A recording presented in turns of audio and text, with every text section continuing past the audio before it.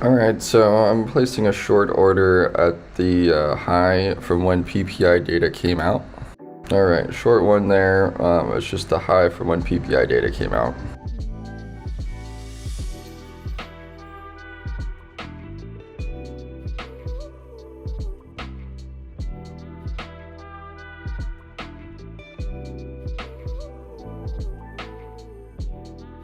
Alright, just a small trade there, like 125 points. Or $125, not 125 points. But yeah, I just got short at these wicks here. Let it run up a little bit. Looks like we filled this fair value gap here, and then we had a pullback. Alright, I'm short one over here, pretty much trying to get the highs of these wicks over here. So, 3,908. Alright, just a quick scalp there.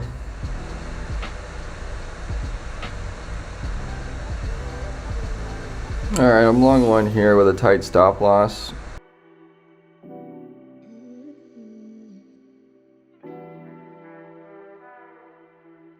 Alright, just a quick little scalp there. I'm going to try a long position at 3,884. The reason being we have this fair value gap here.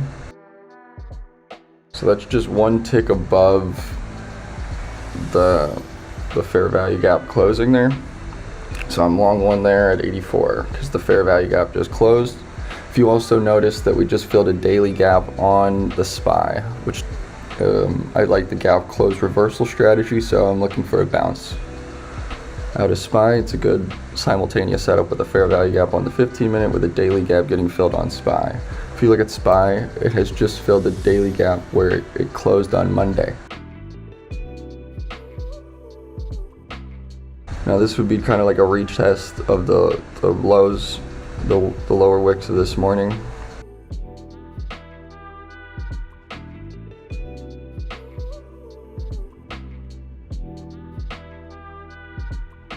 Alright, so out there for a quick 5 points.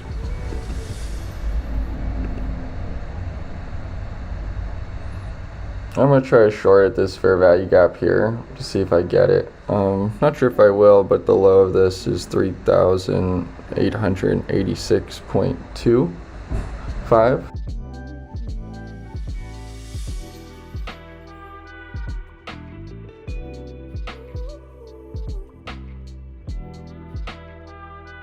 Alright, short one there.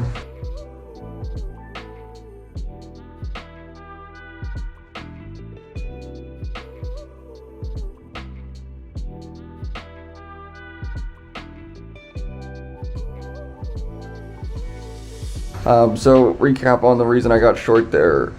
It looked like we were seeing this breakdown of structure. We did not get new highs a day. So essentially what we saw here is high, low, lower high. We're starting to reject with this fair value gap as the target. Once we broke down below this, I really wanted to get a short at this fair value gap here and then targeting here. Now I got out at 89 or 88, I'm sorry. I always target one tick above or below the fair value gap because there's just people trading like that. You know, you have to understand that you're competing. So that's the reason I did that.